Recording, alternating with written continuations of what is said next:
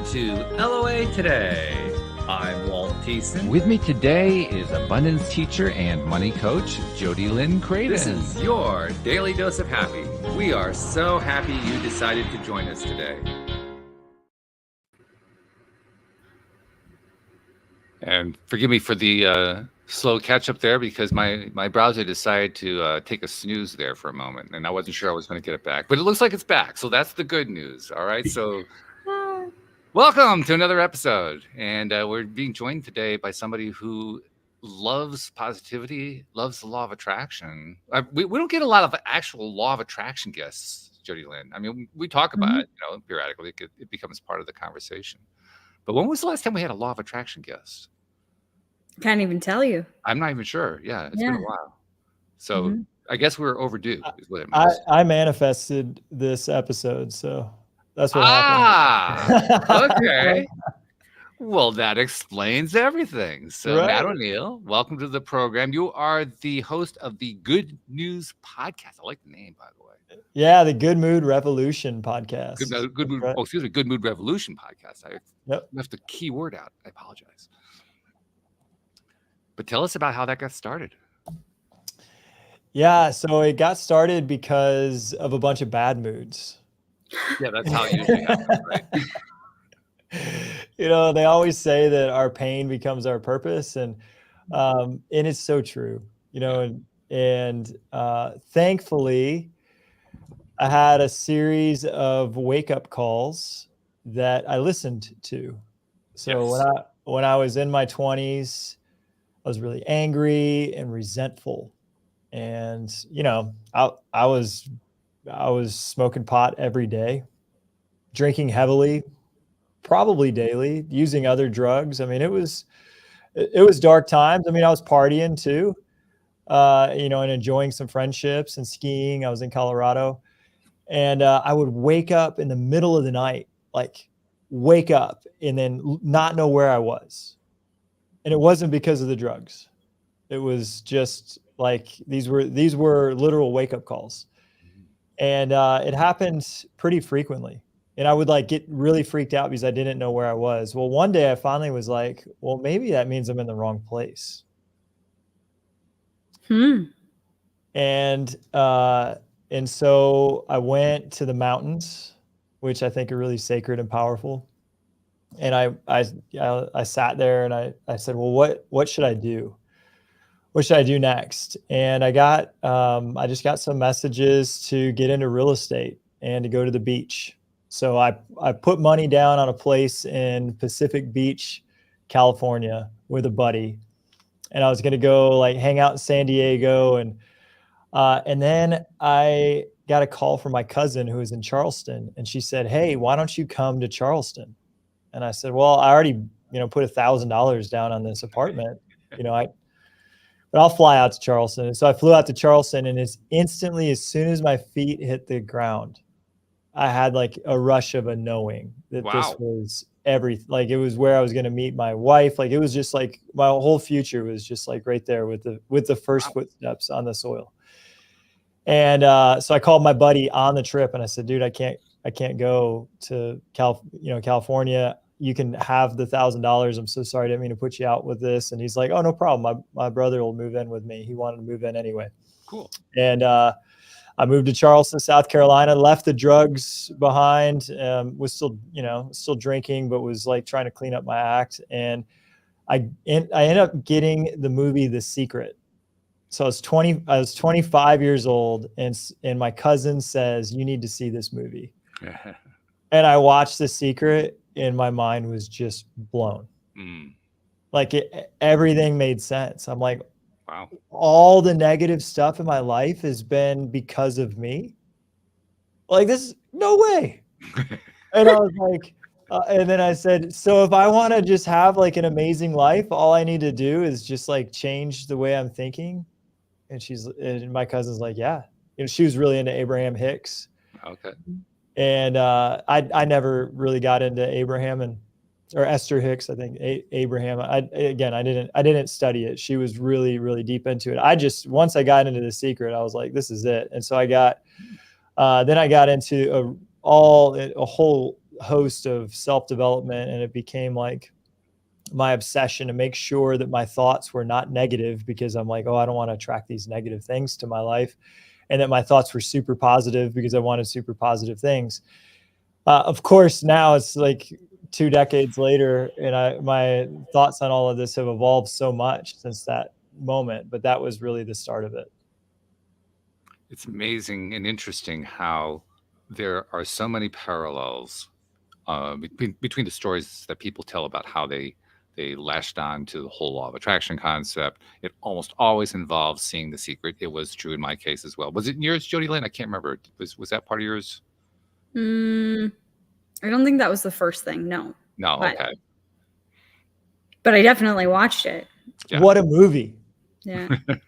What a movie, right? Like life-changing. Mm-hmm. Well, to be perfectly honest, it was confusing for me. Okay.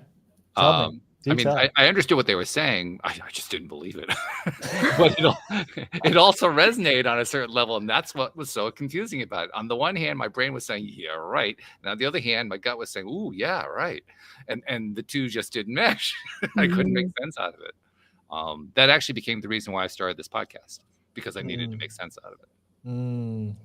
Yeah. And so that's the good mood revolution, right?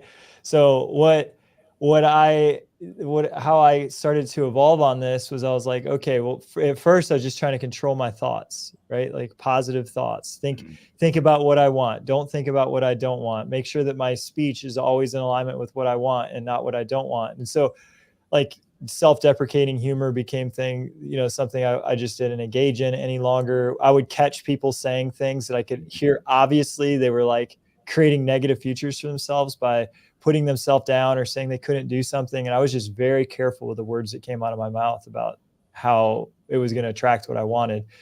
I created vision boards and they all came true, just like The Secret, like the exact house, the kids. So we had 3 daughters, and I'm like, shoot, I'm going to make a vision board and put a son, right?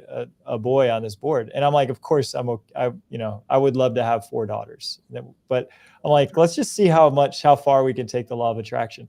So I painted the bedroom blue, and I put blue tile like in the bathroom and navy blue cabinets, right? And I had a baby boy, and we had 3 girls, so we knew we were really good at having girls.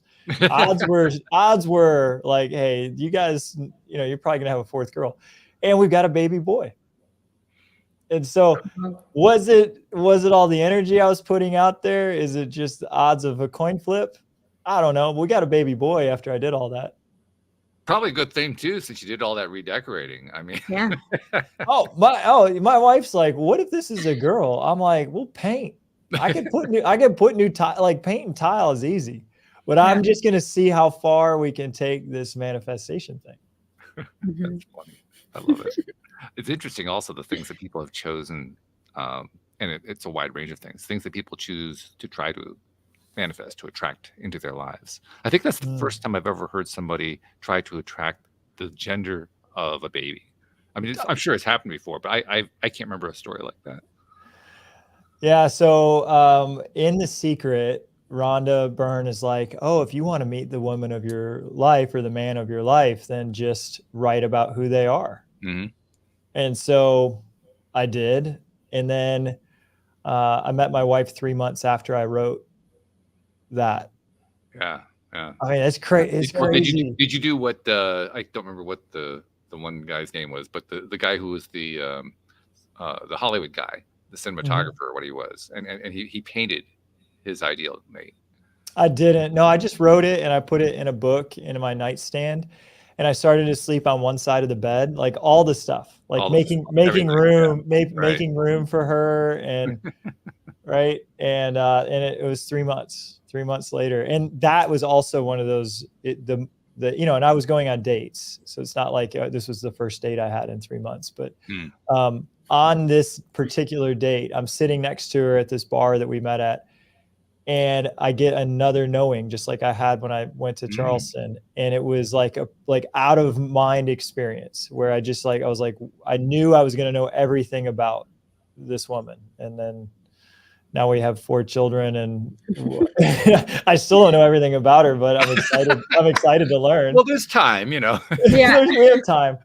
Now my new vision board, at the top of it is my overarching life goal, and it's to ridiculously happy older people, this older couple celebrating their 60th wedding anniversary. So that is now the guiding roadmap for my vision boards. Okay. Very cool. That's cool. So this is an interesting, I mean, we haven't talked law of attraction about. I'm thinking about all the different favorite topics that are tied to it. One of the big pieces that comes up a lot around here is the action piece. And it's a point of debate. The question is, to what degree, if any, do you believe that action plays a key role in what you manifest? Massive. Action is so massive. Mm-hmm. And so at the same time that I saw The Secret, I read the book Think and Grow Rich. At the same time. Ooh, okay. And within a few months of each other, right? Yeah. And in Think and Grow Rich, Napoleon Hill, to me, it's one of the best books ever written. He is alluding to this magic formula that will give you anything you want. Mm-hmm. He never spells it out. He wants you to figure it out throughout the book. And so, I'll spell it out because I've read the book numerous times. And it's a 3-step formula. The first step is you have to create a very clear picture of what you want. So that's the secret, right? Very clear, definite picture of what you want. So vision boards, goals. For me, I manifest by rewriting the same goal every day until I achieve it. Mm-hmm. And I think there's something really powerful about taking an idea from your mind and then turning it into something physical that you see. Mm-hmm. I think it's I just think that's a really powerful way of going about it. Now, Tony Robbins says you should scream it out loud in the shower at the top of your lungs and get it into the vibration of your body. It's not as much my style, but I think taking action, just writing the goal every day I think it adds a lot to manifestation. So that's creating a clear picture. But the step I'm talking about, step 2, is cultivate a burning desire for achieving it. Mm-hmm. And to cultivate a burning desire. So you can do this in many ways, but if you don't have a burning desire for it, it probably won't manifest. Let's talk about what a burning desire is. Mm-hmm. Yeah, it's like an obsession. The more obsessed you are with what you want, the more likely it's going to happen. So it would be like if you wanted a son, painting the bedroom blue and putting in blue tile. You mean you've actually done something like that? No. Wild. And so I'm full in. I'm obviously you guys can tell I'm full in on the law of attraction, but I've just watched the magic over and over and over to the point where it's not even magic. It's just oh, this is how the world works. Yes. So a burning desire, how do you fan the flame of your burning desire? Again, I think with repetition. So visualization, if you have a visualization practice, that can be a repetition of visualizing the outcome. That's why vision boards I think are really powerful. Rewriting it every day. Well, the third step that The Secret omits, the third step to Napoleon Hill's equation, is take massive action and don't stop until it's yours. And he said, if you just do those 3 things, anything you want, absolutely anything you want is yours. By the way, I always like to throw in a little footnote, which is, to be fair, The Secret actually does talk about the action piece. It doesn't get a major emphasis, but it is actually in there. So I thought I'd throw that in there. But it's also I have no complaints, man. I love The Secret. I have no complaints. I've heard that thing too, oh, you can't just sit there in a lotus position and wait for checks. Try. Give it a shot. I personally don't even recommend it because you're basically burning life.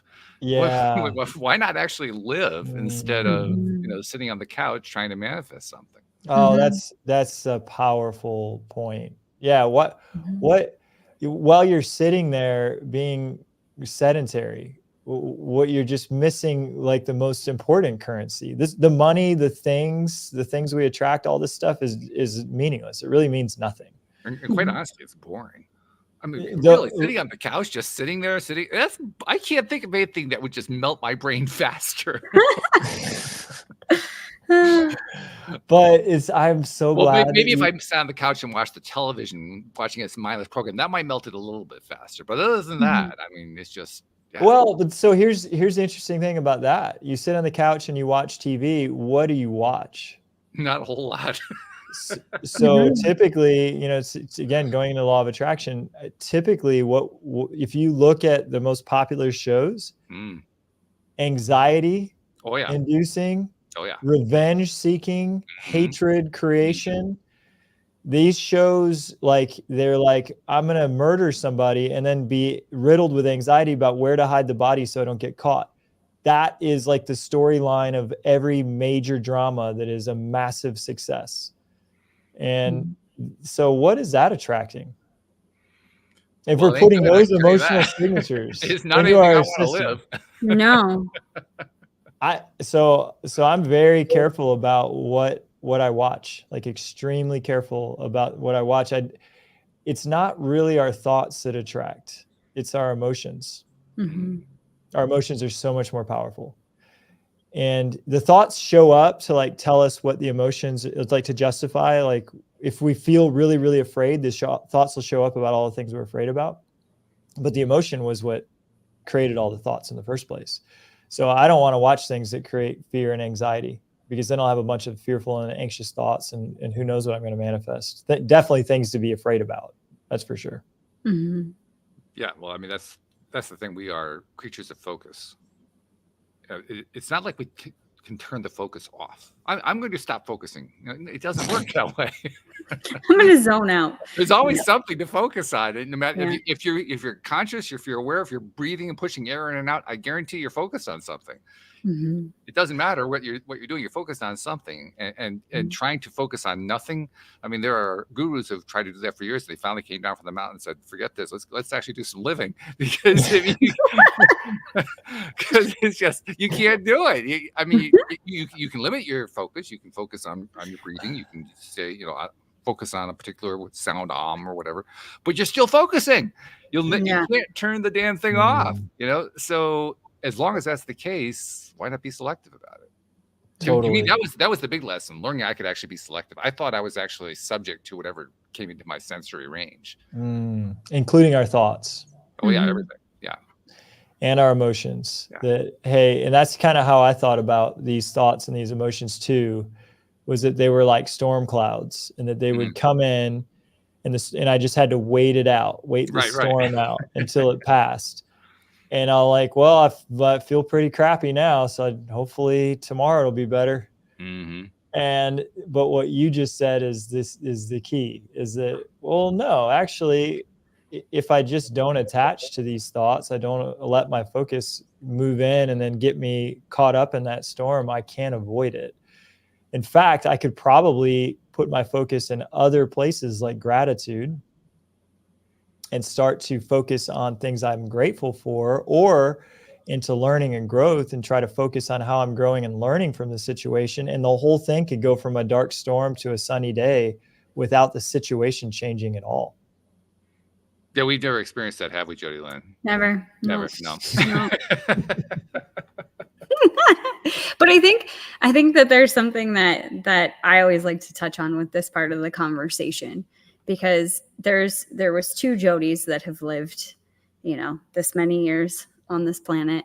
The one side of Jodie was, so invested in the law of attraction that it was exactly or similar to what you were saying, Matt, of like, just choose to think about it differently. But what I did that was really unhealthy for me was, I'm just going to choose to put that into a box and put that into a really dark cave within myself. And I won't feel that. I'm just going to be positive, like this is good, and this is good, and this is good. And it was almost this artificial emotion. And eventually I would feel good and the storm cloud would pass. But I would think I was doing myself a disservice.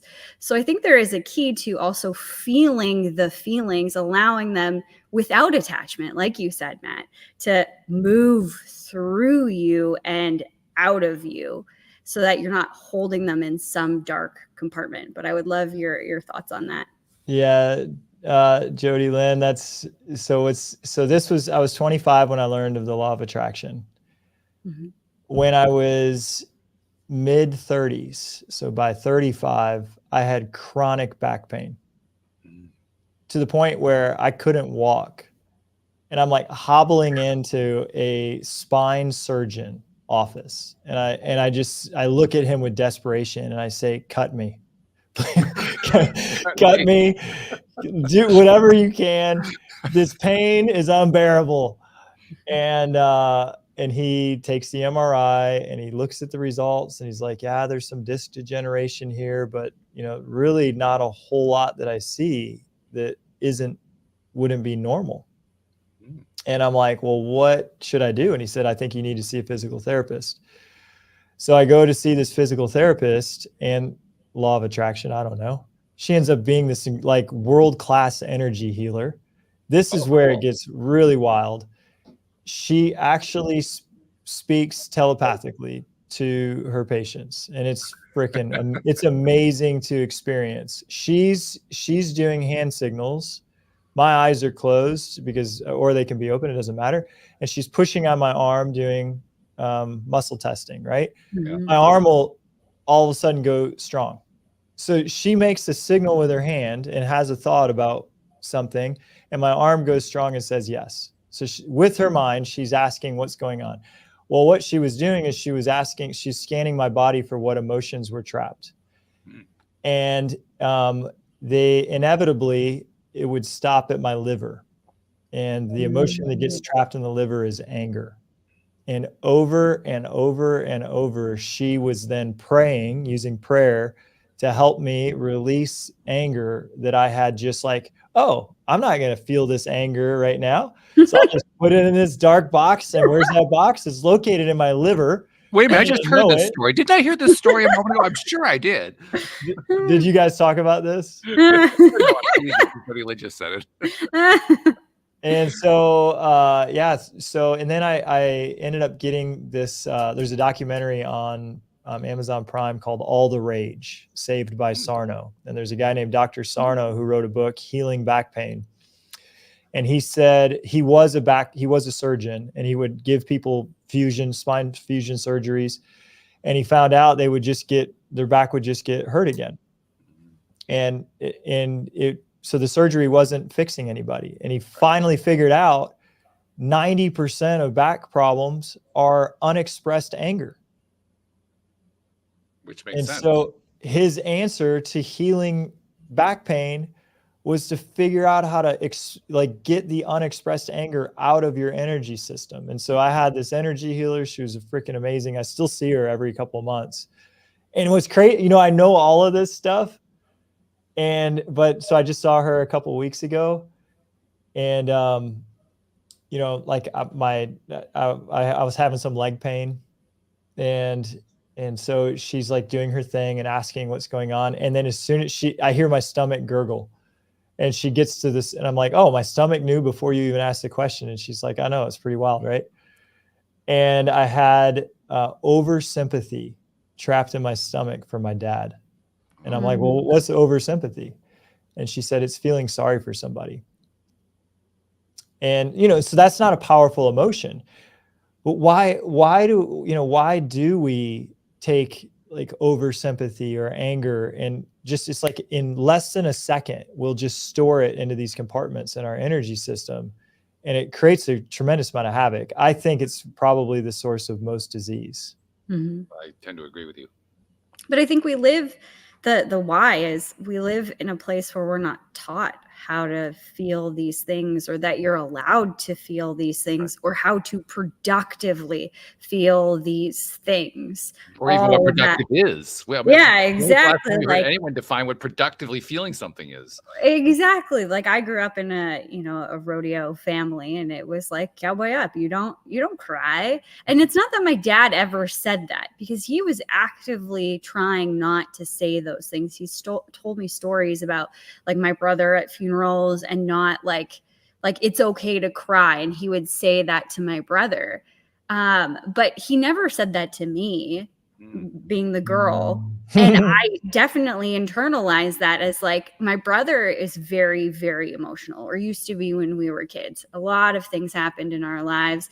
And I would look at it, and I would look at my brother and see he's fallen apart. And I can see my dad isn't falling apart. He's being strong, and he's being a rock. Like, he can't be the only one.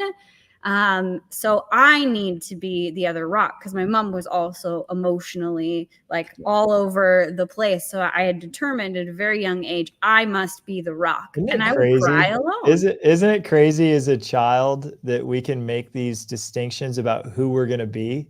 Yeah. And then when we grow into adults, we don't know that these decisions that we made when we were 5 years old, a 5-year-old mind made a decision that is now running our life. Absolutely. Like, we need to find these decisions like you did, and say, well, maybe that was actually a useful decision at the time. It may have helped me get through some tough stuff, but is it serving me now? And, the answer is No. to that thing where you were like, I shouldn't feel sad emotions. I shouldn't cry. That is not serving, right? That's actually walling up our heart, because if we can't feel our heart sing a sad song, we can't fully feel it sing a happy song. That's because right. we're just numbing all the feeling. Mm-hmm. So how did you get through it, Jodie Lynn? Oh my gosh.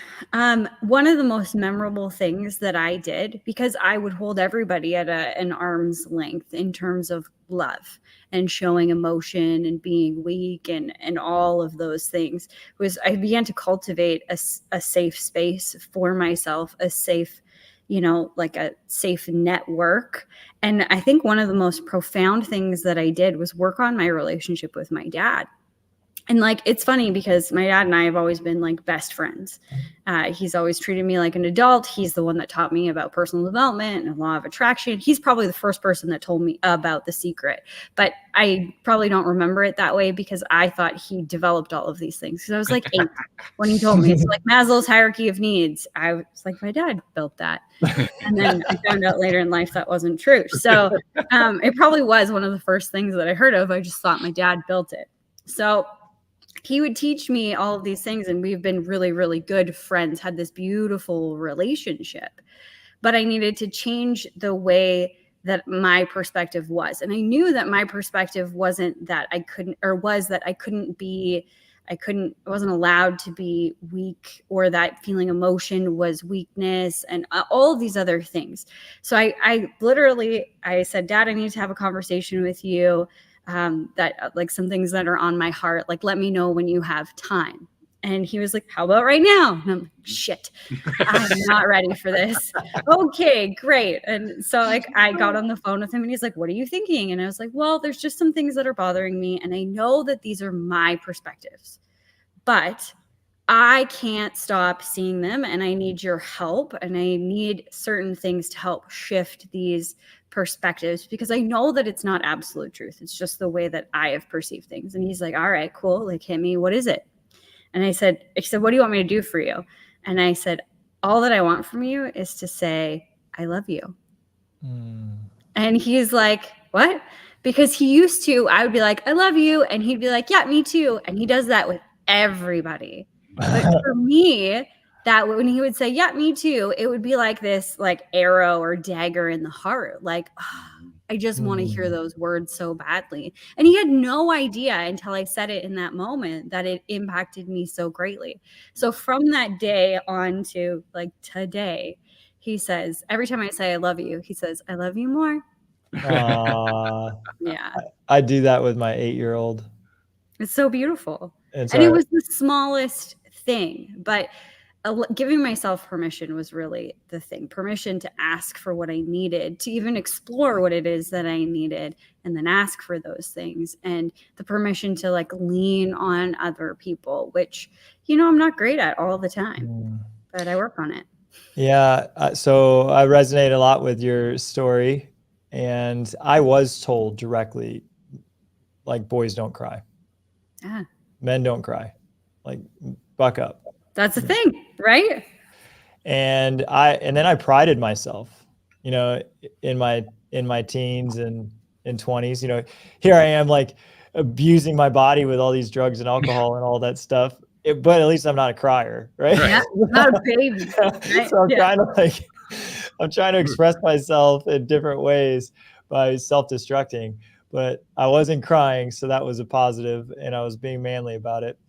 And I still work on being vulnerable and being, so, you know, I still feel like the one who needs to be taking care of everybody, and the one that needs to be like the responsible one, the one that holds it all together, like you were describing. And yeah, and it's not a situation where I cry often. I do my best to lean into the sad emotions, and you know, I take that back. I've evolved a tremendous amount. So I was telling you guys about my son. Katie had 3 miscarriages before his birth, and they were all heartbreaking. The last, we had gotten a positive heartbeat, but we were just like super careful. We weren't going to tell anyone. We weren't going to tell our kids. We'd gotten so excited when she had gotten pregnant the other 2 times. We told everybody, and then you know, trying to describe to our kids that they weren't going to have a sibling was pretty heartbreaking. Well, then on the last one, the last miscarriage, we get a positive heartbeat, and our doctor's like celebrating. She's like, there's a 98% chance that you're having a healthy baby at this point. And so we went on a camping trip, and my daughter made a wish on a star that night. And she said, I wish that mommy would have a baby in her belly. And I'm like, oh my gosh, this is a sign, right? So I'm like, your wish came true. We all celebrate and we hug. And then the next doctor visit was just devastating. So you know, we went to go see a fertility expert months later after we recovered. And, you know, and this was probably a lot harder on Katie than it was on me. And we're like, hey, we just don't want to go through another one of these heartbreaks. Can you help us have a higher chance of a successful baby? And you know, this is why I say I didn't care if it was, I truly didn't care if it was a boy or a girl. We wanted a healthy baby. We just wanted 4 children. And we knew that was where our hearts were for our family to be complete. And even like I said, I could repaint it was all just a game to me. What can we manifest a boy? But truly, at this point, you know, especially, we were just like, healthy baby. That's all we're praying for. Well, at the fertility clinic, they do an ultrasound, and they're like, well, we can't start fertility treatments because Katie's pregnant. We're like, oh no. Like, we weren't excited at all. And so every single trip to the doctor's office, holding our breath. And you know, and there were some complications too, and he wasn't growing right, and he was like a lot smaller than he was supposed to be. And they bring us in, they're like, he's not growing right. We're really concerned. And it turns out Katie was just trying to take care of 3 kids and me. So she's taking care of a big kid and 3 other kids, and she wasn't eating enough. And so they're like, eat. And so she started to eat, and then he started to grow. Well, finally, we get to the delivery day. And at this point, we're like, we did it. You know, we made it. No miscarriages. And we'd already had 3 successful deliveries. And so we didn't think anything wrong could possibly happen. And we're cracking jokes with the nurses. And I'm like, Katie, you want to read your novel? Like we're just looking at this like a vacation day. We don't have kids to take care of. And and then something funny starts happening on the heart rate monitor. And the nurses come in, and then they're like moving her in all these different positions. And then all of a sudden, like, doctors come in, and then more people come in. And then the next thing I know, they unplug all the wires and they start running down the hall. And when I get into the room, I had to put these scrubs on. They didn't have time to numb her. So they just had to cut and extract this baby that wasn't breathing. And they extract his white, limp body. And Katie starts screaming, "Is my baby okay?" And nobody says a word. And at that moment, like, just despair, just massive despair. After everything we had gone through to try to get this baby to be here, I'm like, I don't know how we're going to recover from this. Mm-hmm. And then the doctor put a little mask on his face, and they pump some air, and he lets out the faintest little cry. And the whole place erupts in this celebration, and everybody's like hooting and hollering. And like, the doctors saved his life. The nurses saved his life. If they had been 30 seconds longer, a minute longer, I don't know. He wasn't breathing for a long time, and they saved his life. But that day, like, broke my heart open. And since that moment, I have been so much more in touch with my vulnerabilities, because I recognized that day that I wasn't in control at all. There's nothing I could do. It was totally beyond my control. So, now we talk about the law of attraction. Like, did we attract this traumatic delivery to us? Did we attract the miscarriages with our thinking? And I think this is where we can take the law of attraction too far. I'm a full believer in God. And I think some experiences are just experiences that are beyond our understanding, that we had nothing to do with. There's 7 billion people. There's 13 billion years of existence. There's a lot of different variables going on other than us just manifesting our life. And I think some things are just bigger than us. And so that was a day that I kind of started to feel more, Wow. It's a powerful story. Yes. Powerful. It was powerful to live through. Now we got this healthy, beautiful, bounding baby boy. And there's days that we're like super upset with him because he's crazy. But every just time wanted to make a dramatic entrance. Totally. Actually, the thought that went through my mind was he was determined to get here. Yeah.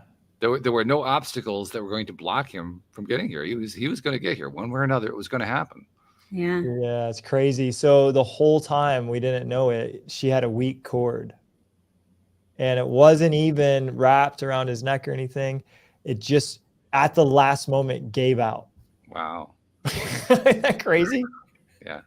Wow. Yeah. To me, that's intentionality on his part. I mean, you guys also had your intentions going too, but to me, that's him saying, nothing is going to stop me. You can kill off all of my birth stuff. You can do. I'm coming through. You better be ready. I mean, that's what it says. I had a death doula. Right around the same time we lost my stepfather, and I was talking with her about this, and she said that he made the choice to be here. I believe it. Yeah. And I think something that you said is really profound. I want to connect the two dots. You were talking earlier about, the more that you can hear the sorrow song, the more that you can hear the happy song. So it makes perfect sense why in that moment of your greatest despair, you were cracked open, because the balance shifted. You felt more despair probably than you had in your entire life. Mm-hmm. And then on the other side of it is more joy than you. It was crazy. So talk about tears streaming down my face. And I just went into a room that no one was in, and I just prayed and I just said, thank you. And, talking about signs, we get back to the house.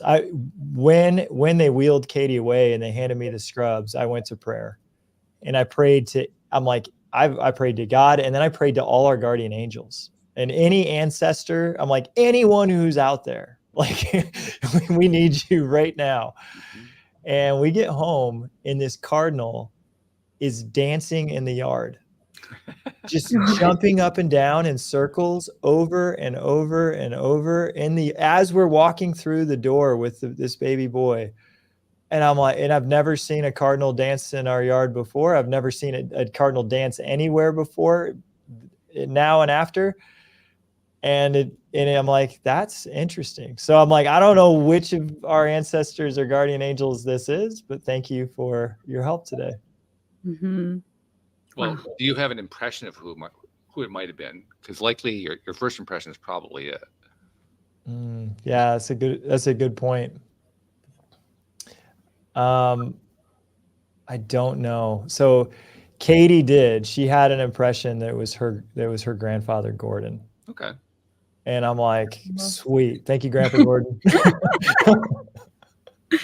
I'll find out. There'll be a day that I'll find out. I'll be in the afterlife and I'll be like, oh, Gordon, I don't know you, but thank you. Probably I do know him, right? Yeah. I probably do know him from long ago, but Yeah, right. I actually had not an experience like yours, but I had a bird experience it was within a year after my father passed. And his passing was not traumatic for me. Leading up to the passing was more traumatic because of what he went through. But after his passing, I was actually in a good space. But there was also a piece of me that was kind of missing him, because that's normal for when you have an experience like that. One day I'm out mowing the lawn, and the property we were on at that point it was 1 acre and one of these big old riding mowers, right? So really loud, really raucous, noisy, all that kind of thing. And as I'm coming up to the side of the house, there's a mourning dove perched on, not on a bush or on a tree, on the ground in front of the tractor.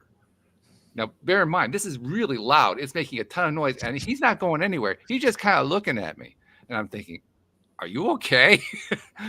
And he stayed that way for the longest time. I mowed well around him just in case he kind of went in front of me.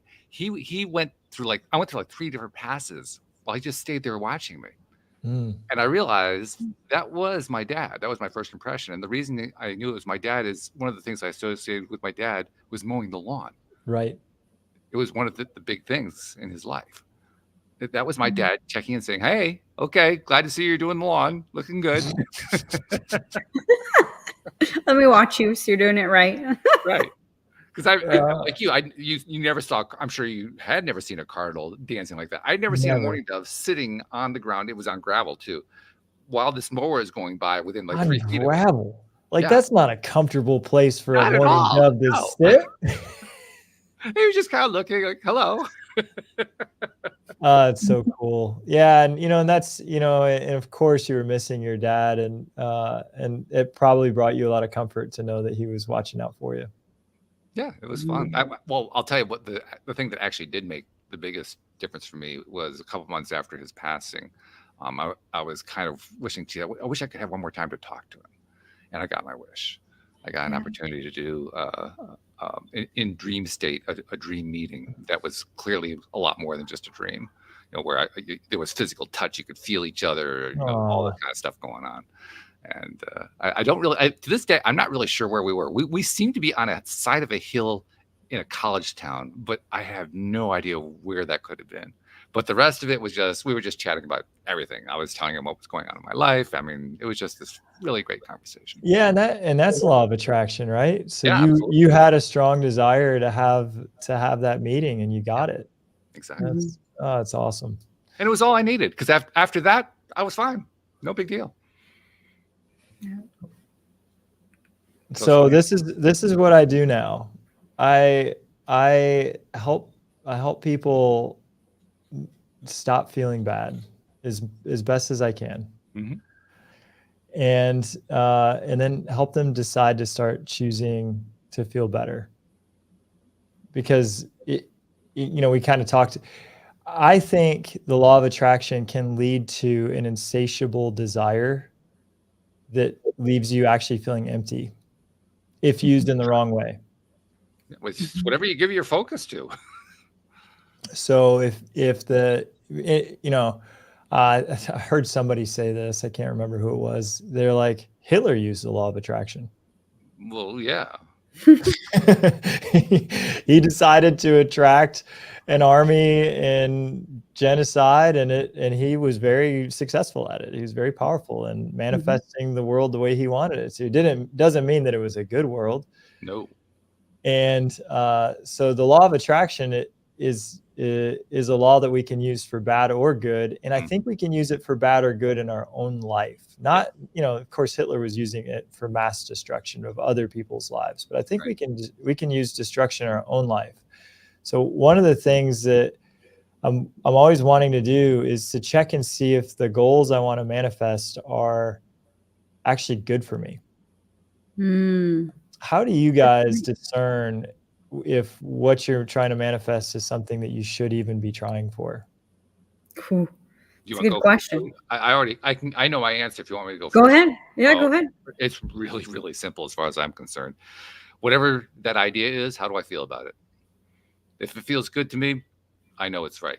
If it doesn't feel good to me, stay away. And do I do that? Hell no. I have this long history of going after those negatives. But the simple fact is, if I break it down to how am I feeling, I know whether or not it's good for me because I feel good whenever I'm focused on it, whenever I think about it. Yeah. For me, it's the feeling. Does it feel good? Does it feel fulfilling? Like it's going to add to my life? And also, does it fit with the, I guess, hope, dream, whatever that I have for my life? So the first picture that comes to mind is not even mine, but it is yours, Matt, of that, 60-year-old plate that you get on your anniversary. If that is the overall arching, goal of my life, my overall arching goal of my life is to be happy and to be connected to my family and to create and foster these memories. So is it in alignment with that? And then there's obviously like smaller goals that I have, like we want to build a house. So there's certain things that we want to do in alignment with that. So like just kind of checking, does it fit into where I said I wanted to go? And where I said I wanted to go, do I still want to go there? Yeah. This is exactly how I do it as well. Both of you are, I think that we were given a guide, and it is our heart. Yeah. So if I'm wondering if something is good for me or not, I'll just hold it in mind and then do as Walt was saying and see, how does this feel in my heart? Is there a little bit of discord? Because we can manifest anything. I really believe that we can manifest anything. And so I was going after really big, aggressive business goals, and I was manifesting them. So I started a real estate sales company, and we grew from 6 million in annual sales to 20 million to 50 million to 100 million to 200 million to 300 million to 400 million. And I just continued to just set a bigger goal. I was like, all right, grow, bigger goal, manifest, right? And I would write it every day. And so I was writing, we sell 500 million, right? This is what was happening. And, but I wasn't checking to see if this was something that was good for me or not. And we were awarded like the number 6 fastest growing company in the state of South Carolina. Wow. And there's 470,000 companies in South Carolina. We were like, wow. This is how powerful of creators we can be if we put our mind to something. But there was a tremendous amount of discord in this goal and what was actually good for me. And I wasn't listening because I had blinders on of growth at all costs. Yeah. And I wasn't checking. And so what ended up happening was massive disaster. So I kind of think this is the way it'll work too. If it's the universe or God, for me, it's God. I think that you get these little whispers like, hey, maybe you should check what you're doing right now and adjust course. And then if you don't listen, then he starts to shout like, hey, I told you. And so I was like, a lawsuit happened. And then like a faction of people left and then started a rival company, and it was really hurtful. And then we ended up getting contractors started to take advantage of us, but everything was so big, it was beyond me, right? And then everything ends up like crashing, and we've got $4 million in debt on really terrible loans, and in like 13 half-finished houses that we were trying to like rehab and flip, and we were losing $100,000 a month. And my wife looks at me with just tears in her eyes, and she said, where are we going to live? They're going to take our house, and we've got 4 kids. Like, this was recent. And I'm like, oh man, that was when my goal wasn't in alignment with my heart. And so that's kind of like following an ego goal, and you know, which obviously Hitler wasn't checking in with his heart when he was killing millions of people. It didn't feel good.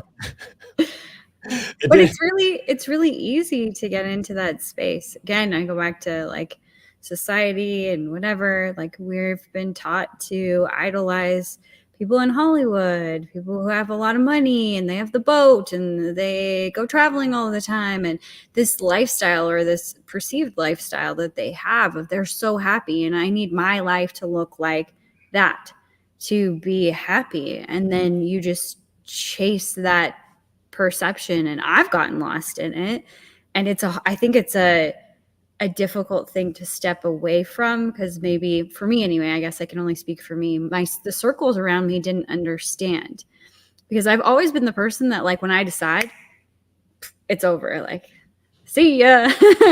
I just go and I just do what I want to do. I just decide. I'm German and Ukrainian, so very stubborn. And so I just do that. And I remember these pivotal moments. Actually, for me, it was after the loss of a baby. And I was like, that's it. My life is going to be different. Like the dreams that I am chasing, I am not fulfilled by being number one in this brokerage or getting a trophy. Like they mean nothing to me. They are plastic and they are glass, and I win them and it's wonderful. And then it's like 10 seconds later, it's over.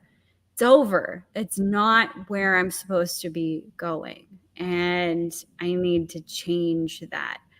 But I still find, even to myself today, like as I continue to follow my heart in different ways, that I get caught up with that ego perspective of like, oh, well, you really should be doing this so that you can like build a house faster, or you can do this, or like nobody's gonna understand why you just want to live in the middle of nowhere and grow vegetables and not talk to anybody.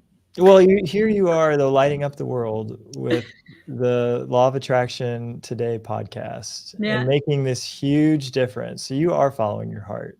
Well, thank you. Yeah, that I do. I just like after that experience, though, I'm like, I need to check on these goals more often. I need to do what I ask you, like how you check on them. I need to hold these things I'm trying to manifest in my mind and then see how I feel doing it. I bet if I had held that 500 million in my mind and checked on it, it wouldn't have been something exciting to me. No. It probably would have been like, yeah, all right, fine. But nothing like, I wouldn't have been super passionate about it. And so all that stuff happened, and I'm like, well, you know what is on my heart? I'm like, I really want to teach people how to feel happy. So I started the Good Mood Revolution podcast, and of course made a bunch of changes in business, and let everything just be a lot smaller and a lot more enjoyable with people I actually wanted to spend time with, and rather than having to prove how good I was to the world, and just letting everything be the way that it is. And then I've got this like big passion on doing the podcast. And I'm like, all right, well, now everything's really harmonious. One of my favorite themes that we often talk about here on the program ties in directly to what you were just saying. And the way it ties in is you decided to take this horrible situation that you found yourself in and respond differently. And that becomes the key point. It isn't so much that stuff happens. It isn't so much that we attract things that we don't like. Yeah, I mean, guess what? We're pushing air in and out. As long as we're doing that, there are going to be times we're going to attract stuff we didn't want to attract. Deal with that. The more important question is, how are you going to respond when they happen? And you chose to respond in a way that actually fed into who you really are, your authentic self, as it's often called, your inner being. I don't care what you call it. Doesn't matter what label you give to it. You decided to feed into that. You decided that was going to be your response. And that's the key point. That's much more important than why you did it or how you ended up here or whatever. It's how are you choosing to respond now? Then you get to look at these things that at the moment felt really, really terrible and say, oh, I'm so glad that happened. Yeah. Oh yeah. That's the other piece of it. That's the flip side of the response. That's the other side of that same coin. Like, Because oh, I'm so glad that all of yeah. that came crashing down. Yeah.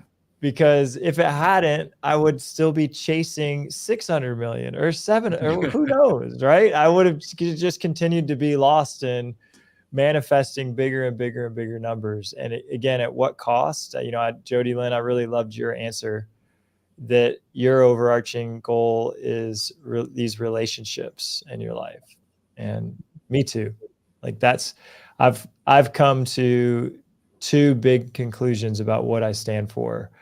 And it is relationships, 1, and then continued growth, 2. Yeah.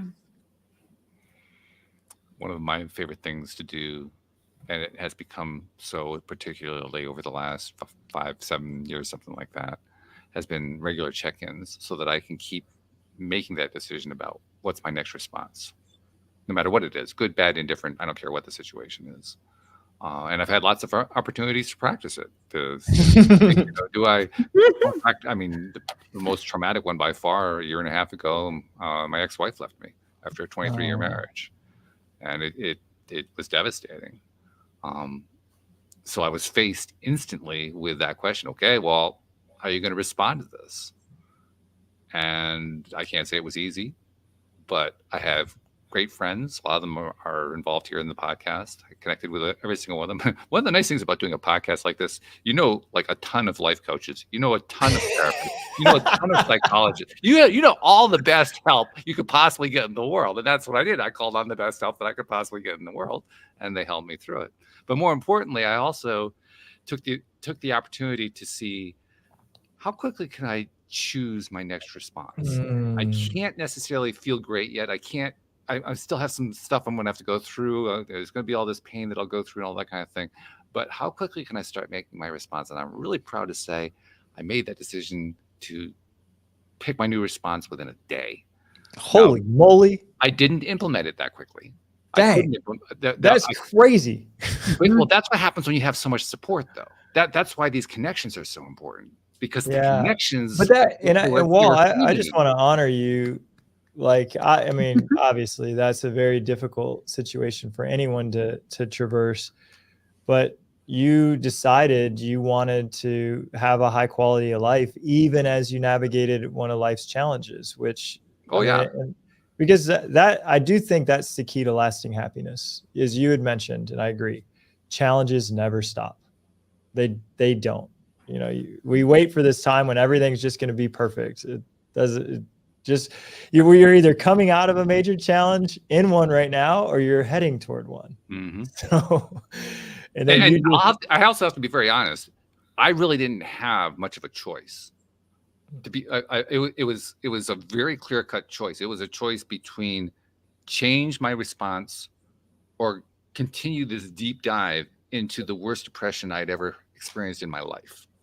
Well, That was yeah, the well, only. if you give me those two options, that was it. That was it. That's one or the other. So it was. if It you was give me those actually two a options, fairly I'll easy skip the choice to depression. make. Yeah, I'll skip the depression. No, Yeah, but I Yeah. didn't skip the depression. Don't get me wrong on that. I did not. Yeah. I still had to go through all that. I still had to experience. I had to go. I Yeah, had to grow mourning. through all of that. I had to go through everything, but I did it so much quicker because I made the decision.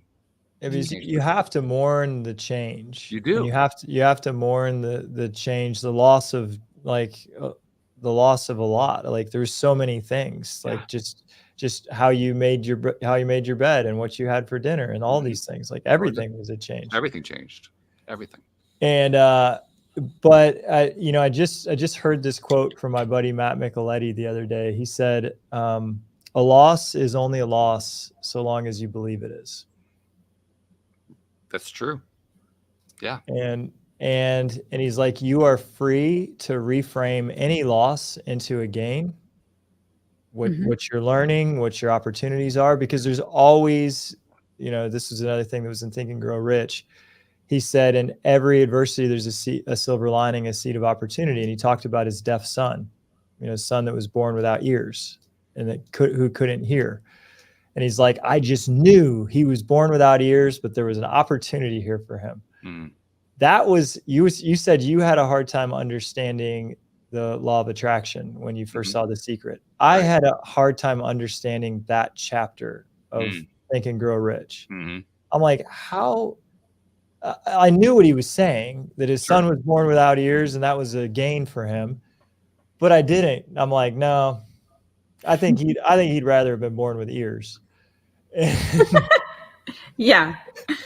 And yet that's the lesson I'm still learning now to this day, is that we just kind of talked about it, right? That experience of my business coming crashing down around me was like a really big gain, because it was an awesome change of now I have a home office. I'm doing homework with the kids. I'm like shooting baskets with them in the yard. When I was chasing 500 million, I was working so much I didn't see my family that much. Wow. Yeah. So what a gain. Yeah. What a Right. gain. And so Walt, what have been, I know it's only been a year and a half, it's still kind of fresh, but what have been some of the gains in your life since the change? I don't know that I could list them all, but wow, that many. Yeah. Oh yeah. Yeah. When you go through any kind of traumatic event, you grow. I don't care whether you choose to make the kind of choice I made, you still grow. I don't care if you go into the deepest dark depression spiral, you still grow. It's inevitable. You can't avoid growing to some degree. You may even end your own life, but up to that point, you were still doing some growing. Oh, and even after, I think you grow. Oh well, that we start getting metaphysical at that point. But I tend to agree with you. I don't think the growth ever stops. I don't think it ever stops. No. I've thought about this a lot. That we are just growing, evolving beings. Yeah. I'm like, why would we stop growing and evolving just because we don't have this body? That doesn't make any sense. It just kind of seems like that's just our path here, is to continue to grow and evolve. I think we'd look back and be like, oh, I shouldn't have ended that life. That wasn't a great choice. We'll make a better choice next time. Anyway, I'm sorry. That's all right. That's funny though. That actually got me laughing. Well, it's really, I know for us it seems so serious. Oh yeah, it does. And I of course don't want anyone to waste an opportunity of a life. But I think it's extremely sad if anyone takes their life. But I just think it's a lesson, is all. I do think you review it and you're like, oh, okay. Because I also think time, isn't past, present, and future are a little bit more connected than we think that they are. I think that when you don't have this body and you're in the afterlife, you could see what the future would look like. And they could have seen, oh man, I was so bummed out at that point, but it was going to get so bright if I had stuck through it. I want to keep going because I have a feeling we had like 3 or 4 hours worth of conversation we could continue with here, but I look at the clock and I say, oh, we got an hour. Oh, I've enjoyed it. You two are the best to talk with. You guys are awesome. We should probably draw to a Yeah. close, but there are a couple things that we do habitually here that we got to make sure that we do. One of them is something that I discovered a couple years ago. Um, I kind of stumbled on it one day when I was closing off a show. I'd had a guest on like you, and we'd had this really great conversation, and I was kind of contemplating as I was talking all the different things that this guest had told us about that she had been doing in her life and contributions she made and so forth. And she was talking about how she was posting to her blog and sharing all this stuff. And that's when it kind of snuck into the back of my brain and became conscious. I realized that we as humans tend to forget that there are so many people who've learned how to give. And so they give every way they can. They do podcasts, they blog, they post on social media, they talk with friends, they share, they do all this kind of stuff without getting credit for it. And that was the part that snapped in my head. I said, wait a minute, we should be giving credit for that. So since that point, I made a point to say, on behalf of those people you've never met, Matt, you've never seen, you never will meet, you never will see, who have been consuming your content, listening to your podcast, reading the stuff that you've been writing, sharing the stuff that you've been sharing, on their behalf, thank you for what you've been doing, because you're making a difference in this world. Aw, that's sweet to hear. And back at you, of course, but thank you. Thank you so much for that. Yeah, we do just kind of give and give and give. Yeah. And just feel like that's our job to just give. But I think about it a lot. When someone reaches out and says, I put your podcast on when I drive my kids to school because I want to help them be happier, I'm like, oh my gosh, this is so much bigger than I can even imagine. Yeah. Yeah, we get that feedback every once in a while. We may not hear from most, but we hear from some. Yeah. And Right. then it's like, oh, this is super cool. The ripples of positivity are infinite through generations. I've said it numerous times, but I remember this is my 12th year doing the podcast. I remember like the first couple of years and knowing that I was doing it for myself, my co-host, and not much else because there was nobody going to be listening. And then the very first time I got an email from a listener, the first thought that went through my head was, I have listeners? Somebody's listening. Oh my God. What have I been saying? Oh no. Well, and that's the other thing. And thank you for the acknowledgement. But like you and me and Jodie Lynn, we get so much from doing this. I would have never had this conversation with you two. Mhm. And what a powerful, amazing friendship we've had in an hour. Right. If we didn't do this, like the gift is really ours that we get to do this. I totally agree. I totally agree. Absolutely. Yeah. In fact, when we're done here, I'll tell you about something I'm working on that actually feeds that idea. Cool. Yeah, really good stuff. Now, there's one other thing that we do around here. Well, there's two other things we do actually that need to be done. The first is we haven't really told people where to find your podcast. I mean, I presume you find it everywhere, but let's reiterate for them the name of the podcast and like, is there a website where they find out how to contact you? How, give us all that good stuff.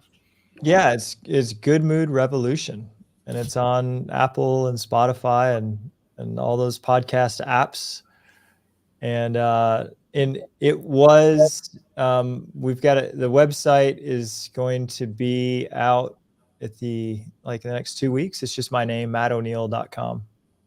So Right. we're launching a rebrand where we're branding me as a thought leader rather than just the show. Very cool. Cool. I love that.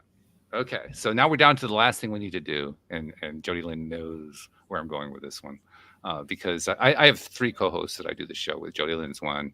I Joel saw is that. one, yeah, and Emery Young, and each one of them has this amazing ability to take whatever we've been talking about, no matter how deep into a rabbit hole we go, and find a way to tie it all together. And I really think Jodie Lynn's the best of the 3. The other 2 are really amazing at it, but I think Jodie Lynn actually is the best of them. But Jodie Lynn, you've been thinking about it, I'm sure, because you know what's coming at the end of every episode. How do you tie this one together? Oh gosh, all the pressure.